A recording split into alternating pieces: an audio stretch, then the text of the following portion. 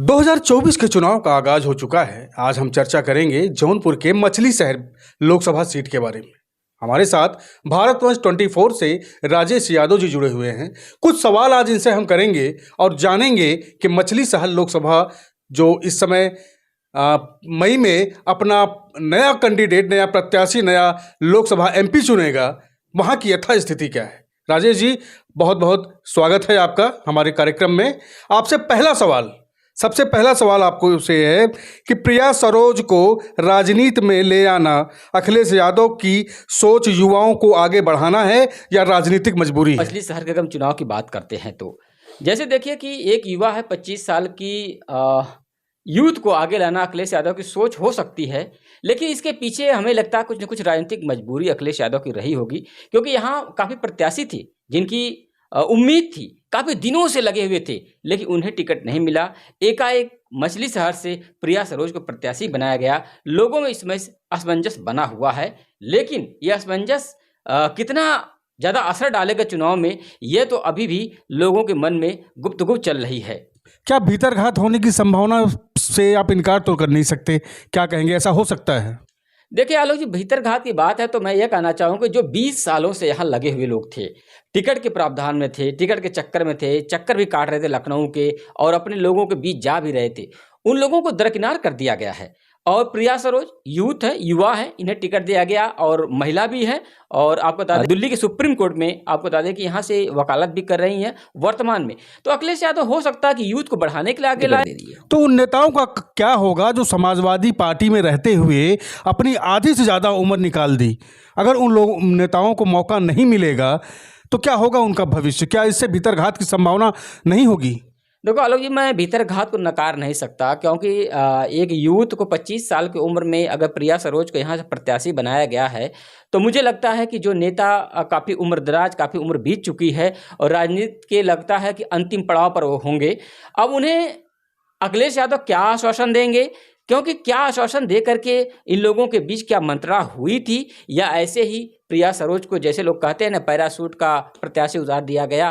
तो ऐसा हो सकता है कि अखिलेश यादव ने कुछ उनके पिताजी विधायक है, सांसद है, उनका कृपा मिली हो जिसे प्रिया सरोज को टिकट मिल गया होगा। लेकिन रही बात जो पुराने नेता है, कहीं ना कहीं अंदरूनी बगावत जरूर देखने को मिलेगी। सबसे महत्वपूर्ण सवाल आपसे यह है कि जो नेता टिकट की उम्मीद में थे, प्रिया सरोज को क्या उसी पूरे मन से वो सपोर्ट कर पाएंगे? आलोक जी देखो, सपोर्ट करने की बात यह है कि सबसे बड़ी सामंजस्य जो बैठने की बात है, मुझे नहीं लगता कि इतना बड़ा सामंजस्य बैठ पाएगा, क्योंकि जो क्षेत्र है लोकसभा का बहुत बड़ा है। तो यह भी नहीं कह सकते कि पार्टी का सिंबल मिलता है तो व्यक्ति सिंबल पे चुनाव लड़ता है, अपने व्यक्तित्व पे चुनाव बहुत कम ही लोग लड़ पाते हैं जो निर्दलीय लड़ते हैं, आप जानते ही होंगे। तो रही बात कि यहाँ पार्टी का सिंबल अगर प्रिया सरोज की मिल गया है, इनके स्थान किसी और को भी मिलता तो वो पीडीए का उम्मीदवार बन करके जो पीडीए का वोट है, उसकी जो भागीदारी पीडीए के लोगों की है, वो वोट पाने का कार्य करते। तो ये है कि प्रिया सरोज को पीडीए का जरूर कहीं ना कहीं इनके भाग्य को पीडीए चमका देगा, हो सकता है मछली शहर लोकसभा से। तूफानी सरोज की पुत्री है, इसी वजह से इनको टिकट मिला, या इन्होंने अपनी काबिलियत से लोगों का विश्वास जीतकर अखिलेश यादव को ये भरोसा दिलाया कि हाँ, मैं मछली शहर लोकसभा सीट जीत सकती हूँ, इसलिए हमें टिकट दिया जाए? क्या मानते हैं हम? आलोक जी देखो, मैं इसमें साफ कह सकता हूं कि जो प्रिया सरोज हैं, इनका कोई पृष्ठभूमि नहीं है राजनीतिक। इनके पिताजी की पृष्ठभूमि है, उसको देखते हुए राजनीति में आई हैं। तो इनका खुद का जो जमीनी संघर्ष है वो क्षेत्र में नहीं देखा गया है। और रही बात तो पिता के कृपा पात्र होकर के उन्हीं के श्रेय से इन्हें टिकट दिया गया है। यह अखिलेश यादव की मजबूरी रही हो, चाहे अखिलेश यादव ने यूथ को सामने लाने का काम किया है। महत्वपूर्ण सवाल आपसे यह है कि रागिनी सोनकर, कुछ नाम हमारे पास आए हैं, रागिनी सोनकर, दीपचंद राम, कृपा शंकर सरोज, संजय सरोज को क्या अखिलेश यादव इन उम्मीदवारों की सहमति से प्रिया सरोज को यूथ आइकन के तौर पर मछली शहर लोकसभा जो है लोकसभा का प्रत्याशी बनाया है? अब ये बड़ा ही कठिन सवाल है आलोक जी, इसलिए कि अगर हम बात करते हैं रागिनी सोनकर, एक बहुत ही होनहार नेता है जिनकी आवाज़ आप उत्तर प्रदेश की विधानसभा में सुने ही होंगे। और तो दूसरी बात, अगर हम कृपा शंकर सरोज की बात करते हैं तो इनका राजनीतिक बहुत बड़ा कैरियर तो नहीं रहा। ये पूर्व के आईएएस अधिकारी रिटायरमेंट थे, तो इनकी हो सकता है कि राजनीति करने की इनकी भावना जागी हो, इतना राजनीतिक तो नहीं थे। और रही बात आपने दीपचंद राम के कहा, तो दीपचंद राम ये भी पीसीएस अधिकारी थे, इन्होंने नौकरी छोड़ दी। और इसके बाद आपको बता दें कि इनके पिताजी बिरजू राम जो कि विधायक थे केराकत विधानसभा से। और रही बात दीपचंद राम भी जो कि निर्दलीय चुनाव लड़े भी थे, इन्हें भी मात मिली है। लेकिन अब रही बात संजय सरोज की, तो संजय सरोज भी एक बार प्रत्याशी बनाए गए थे, जो कि जब बीजेपी की लहर थी, दमकम लहर थी उस समय, तो अच्छे अच्छे को उड़ा ले गई बीजेपी उस समय। तो संजय सरोज भी केराकत विधानसभा से 10,000 वोटों से चुनाव हार गए। तो रही बात की सहमति से, तो देखो सहमति की बात यह है कि जो चर्चाएं चल रही थी तो क्षेत्र में उसमें थी रागिनी सोनकर और दीपचंद राम और संजय सरोज। लेकिन जब बीपी सरोज को टिकट बीजेपी ने दे दिया तो ये बात कही कि जहां सरोज जाति का जो जाति समीकरण था बीजेपी ने काट दिया था। तो लेकिन अब अखिलेश यादव का यह था कि जाति समीकरण हट जाएगा तो हो सकता है दीपचंद राम या तो रागिनी सोनकर को टिकट दिया जाए।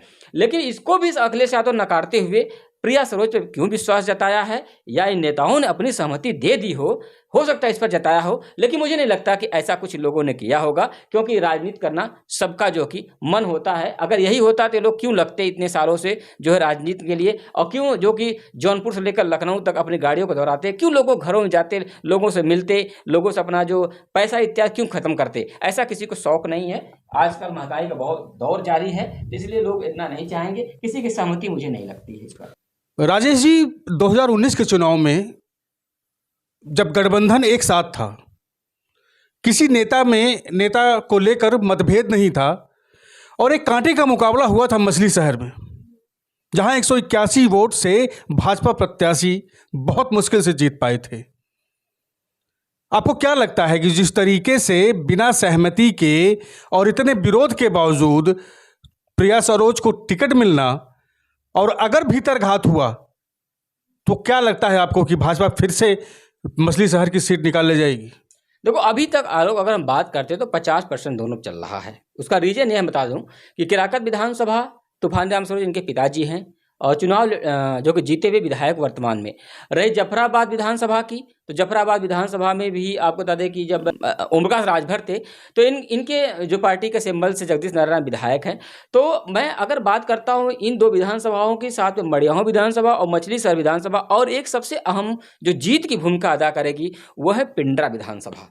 और पिंडरा विधानसभा आपको बता दें कि ये सब मिल करके जब बीजेपी की हवा में कहें तो उस समय 2019 में बीपी सरोज जब जीते थे तो 181 वोटों की जो जीत हुई थी ना, वो बहुत कांटे की टक्कर थी। लेकिन यहाँ पर आपको बता दें कि बसपा भी प्रत्याशी है।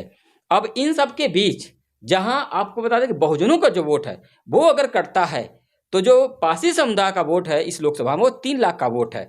अब ये 3 लाख वोट अगर बीपी सरोज ने अच्छा काम किया तब तो उनकी तरफ जा सकता है, नहीं तो अगर तूफानी सरोज ने अपने क्षेत्र में वर्तमान विधायक उन्होंने अच्छा काम किया तो उधर जाएगा। यानी अब हम अगर बात करते हैं समीकरण की तो यहाँ पर दूर और नज़दीक की बात चलेगी। कहीं ना कहीं मुगरा बादशाहपुर से बीपी सरोज जो कि वहाँ के हैं, तो हो सकता है क्षेत्रीय असर पड़े तो प्रिया सरोज जो कि टिकट से पीडीए के उम्मीदवार से हो सकता है उम्मीद से जीत जाएं।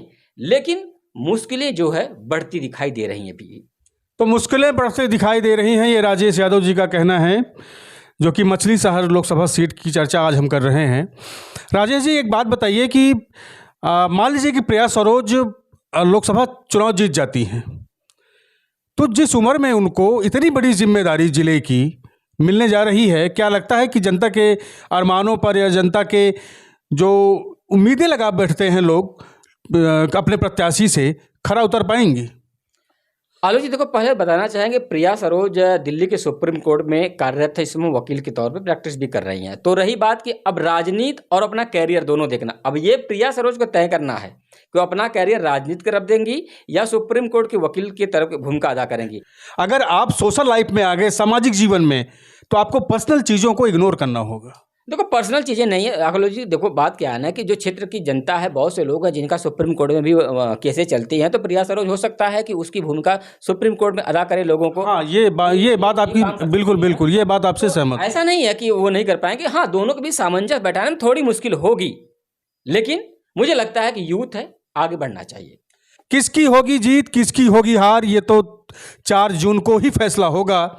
लेकिन बहुत सारे नेता इस समय आपके क्षेत्र में जाएंगे, तमाम वादे होंगे, इरादे होंगे। सोच समझ के वोट करिएगा।